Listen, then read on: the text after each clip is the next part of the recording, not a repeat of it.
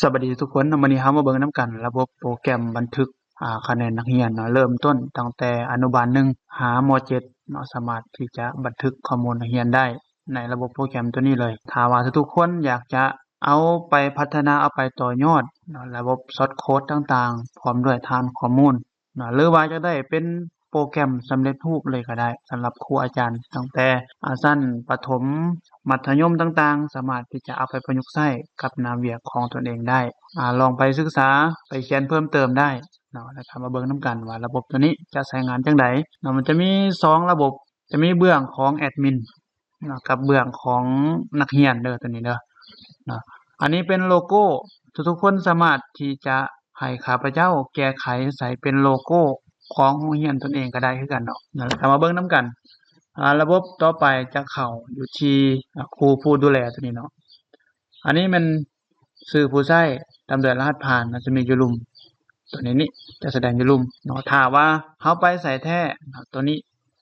ก็จะบ่แสดงอาจารย์จะปิดไว้เลยแล้วว่าสิเสื่องไว้บ่นี้ถ้าว่าระบบที่สมบูรณ์อันนี้มันข้าพเจ้ากำลังที่จะพัฒนาแล้วก็ตอนนี้ได้ประมาณ 80% แล้วทุกคนสามารถที่จะใช้งานได้ต่อไปทุกคนให้เข้าไปที่รหัสผ่านตัวนี้เนาะรหัสผ่านจะอยู่ด้านลุ่มรหัส1 2 3 4คลิกเข้าไปในเมื่อคลิกเข้าไปเราจะเห็นหน้าต่างของตัวนี้เนาะทุกคนสามารถที่จะเบิ่งไปที่หน้าหลักจะแสดงนักเรียนทั้งหมดห้องเรียนวิชาเรียนเนาะนักเรียนรอบด้านอันนี้มันเกณฑ์เนาะการเสียงผ่านตกจะแสดงบ่นี้เนาะข้อมูลบ่ผ่านอันนี้มันหน้าของแดชบอร์ดเนาะหรือว่าอยากให้ข้าพเจ้าพัฒนาเป็นระบบกราฟต่างๆก็ได้คือกันให้เป็นระเบียบอันนี้ก็ได้คือกันอันนี้มันน่ารักจะประมาณนี้เนาะอันนี้มันตารางนะเนาะตารางคะแนนจะประมาณนี้ตารางคะแนนนี้อันนี้เพิ่มตามห้องเนาะตามห้องจะอยู่เริ่มต้นตั้งแต่อนุบาล1หาม.7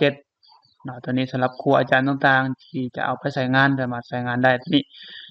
อันนี้เป็นตารางคะแนนเนาะอันนี้เป็นวิชาเรียนนี่เดี๋ยวไปเบิ่งหน้าจัดการนักเรียนก่อนเนาะนี่มันหน้าตารางคะแนนจะแสดงบนนี้เนาะก่อนจะมีตารางคะแนนทุกคนต้องไปที่หน้าจัดการนักเรียนก่อนเนาะจัดการนักเรียนนี่สามารถที่จะเพิ่มบ่นี้ก็ได้เนาะเพิ่มนักเรียนเนาะชื่อนามสกุลเพศชายเพศหญิงเนาะห้องเท่าใดสามารถเพิ่มบ่นี้ได้เนาะห้องตัวนี้จะลิงก์มาจากจัดการห้องเนาะจัดการห้องทุกคนสามารถเพิ่มบ่นี้เนาะอันนี้เป็นห้องใดมันจะมีเขียนรายละเอียดด้านเทิงเนาะแล้วก็ระดับนี่สามารถเพิ่มสมมุติว่าห้องใดอยากจะเพิ่มบ่นี้เนาะในเมื่อเพิ่มบ่นี้แล้วระบบข้อมูลจะแสดงอยู่ที่นี้เนาะจะแสดงอยู่ที่นี้เนาะนี่จะแสดงบ่นี้เนาะจะลิงก์หากันทั้งหมดเห็นบ่จะลิงก์หากันทั้งหมดหรือว่าจะแค่บ่นี้ก็ได้เนาะเดี๋ยวสมมุติว่าข้าพเจ้าจะเพิ่มเป็นห้องม.3/3 เนาะบัดนี้เป็นม.3 เปลี่ยนภาษาเป็นภาษาลาวเนาะม.3/3 อันนี้ระดับเป็นม.3/3 บ่เดี๋ยวเป็นม.3 ครูประจำห้องเนาะเป็นเทสต์ก็ได้เนาะอาจารย์ทดสอบก็ได้เนาะแบบนี้แล้วก็กดบันทึกปุ๊บเนาะนี่กดบันทึกข้อมูลจะแสดงว่านี่จะขึ้นว่าข้อมูลบันทึกลงในฐานข้อมูลของ SQL เรียบร้อยแล้วนะบัดนี้เนาะเห็นบ่แต่ละอันนะทุกคนสามารถไปศึกษาไปเรียนไปเขียนโดยตนเองก็ได้ตัวนี้โอเคหน้าต่อไปเป็นหน้าของวิชาเรียนเนาะวิชาเรียนนี่ทุกคนสามารถเพิ่มได้หรือว่าจะลบก็ได้เนาะนี่สมมุติว่าข้อยจะลบเป็นวิชาพละศึกษาสามารถกดลบวันนี้แล้วจะขึ้นสวิตช์ alert ตัวนี้ขึ้นมาแล้วก็กดลบเลยปุ๊บกดลบเลยในเมื่อลบหน้าตารางนี่ก็สิลบไปพร้อมเนาะหน้าตารางบ่พละศึกษาหายไปแล้วบ่หายไปแล้วรายการในหน้าของ subject มันก็สิหายไปนำเห็นบ่บ่เห็นแล้วเนาะหน้าพละศึกษามันจะลิงก์ข้อมูลหากันเนาะโอเคต่อไปฮอดหน้านี้แล้วเนาะว่าคันเฮาอยากเพิ่มก็สามารถกดเพิ่มบ่นี้ได้เนาะเพิ่ม เป็นพละศึกษาเพิ่มเข้าไปอีกษาอันนี้เป็นสัญลักษณ์ตัวย่อเนาะใส่เป็นตัวอย่างก็ได้เนาะจังซี่นะสามารถใส่เป็นตัวย่อได้เนาะคะแนนเต็มเท่าใดเนาะคะแนนเต็ม10กดบันทึกปุ๊บจะขึ้นบนนี้เนาะแล้วจะขึ้นป๊อปอัพตัวนี้ว่าบันทึกลงใน SQL แล้วเนาะแล้วก็ให้ทุกคนไปที่ตารางคะแนนเนาะปุ๊บเห็นบ่พละศึกษาจะแสดงบนนี้แหละเนาะนี่สามารถเพิ่มนะแล้วก็ในเมื่อเพิ่มตัวนี้ข้อดีก็คือว่าสามารถที่จะลากลงมาก็ได้คล้ายๆคือใน Excel เลยนี่นะสมมุติว่าคะแนน6คันบ่ลากลงมาทุกคนก็สามารถป้อนแต่ละอันนี้ก็ได้เนาะป้อนแต่ละอันนี่หรือว่าที่ดูพิเคทแบบนี้ลงมาก็ได้บ่นี่จะแสดงบนนี้แล้วก็ต่อไปต่อไปมาเบิ่ง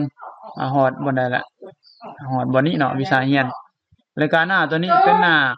ต่อไปเฮาสิเบิ่งหน้าของบัญชีผู้ใช้เนาะบัญชีผู้ใช้ทุกคนสามารถที่จะเพิ่มบัญชีเข้าไปเนาะเพิ่มเป็นหน้าของไผนักเรียนผู้ใดก็สามารถเพิ่มได้เนาะเพิ่มตัวนี้แล้วสิไปเบิ่งของหน้านักเรียนต่อไปอันนี้แม่นหน้าของตั้งค่าระบบเนาะตั้งค่าระบบเป็นระบบโลจิกตัวนี้เนาะจะอิงตามจำนวนของนักเรียนในห้องแต่ละอันนี่อันบ่จะมีรายละเอียดต่างๆนะหรือว่าอยากจะเลือกเป็นห้องแบบนี้ก็ได้เนาะอยากสามารถเลือกได้นี่เป็นห้องเนาะอันนี้เป็น sort filter เนาะทางใน Excel นี่อันนี้กำหนดสมมุติว่าอยากจะเพิ่มคะแนนสมบูรณ์จักคนเนาะสมมุติว่าเป็น20คนบ่จะแสดงแบบนี้เป็น20คนอันนี้เป็นนักเรียนรอบด้านเนาะนักเรียนรอบด้านนี่จะเอาจักคนเป็น1หาที่1หาที่3สมบูรณ์นี่จะเอาที่เท่าใดเป็นที่4หาที่20บ่จังซี่นะก็สามารถกำหนดได้เนาะบัดนี้อันนี้จะเพิ่มเป็นที่15เนาะสามารถกดบันทึกบันทึกอันนี้แม่นรายงานการพิมพ์เนาะรายงานการพิมพ์นี่รายงานการพิมพ์หน้ารีพอร์ตต่างๆก็สามารถเบิ่งบัดนี้ได้หรือว่าอยากจะจัดลำดับได้ลำดับชื่อลำดับคะแนนก็สามารถจัดได้เนาะบัดนี้สรุปเต็มทุกวิชาบ่สามารถเบิ่งได้เห็นบ่นี่ค้นหาห้องใดก็สามารถเบิ่งตามด้วยจะขึ้นเกี่ยวกับครูอาจารย์สอนบ่นี่ห้องม.1 ทับ 1อาจารย์สอนเป็นผู้ใดครูอาจารย์ลิงจังซี่นะสามารถที่จะเบิ่งบ่นี้ได้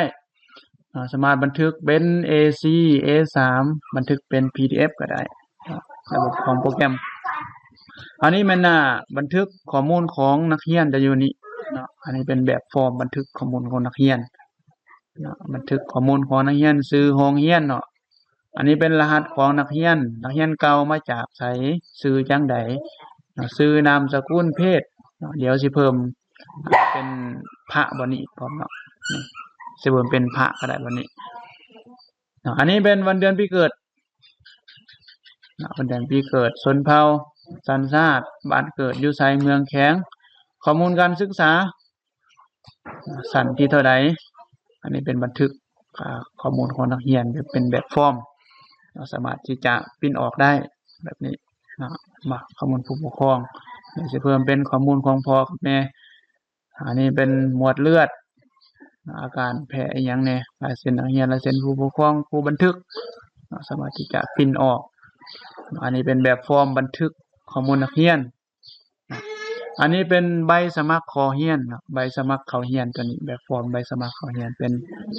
เปิดโรงเรียนใหม่สิมีแบบฟอร์มให้นักเรียนจดฟอร์มเข้าเรียนจังซี่นะสามารถเขียนตามฟอร์มตัวนี้ตามด้วยรูปใบอย่างยืนอีหยังแน่ตามนี้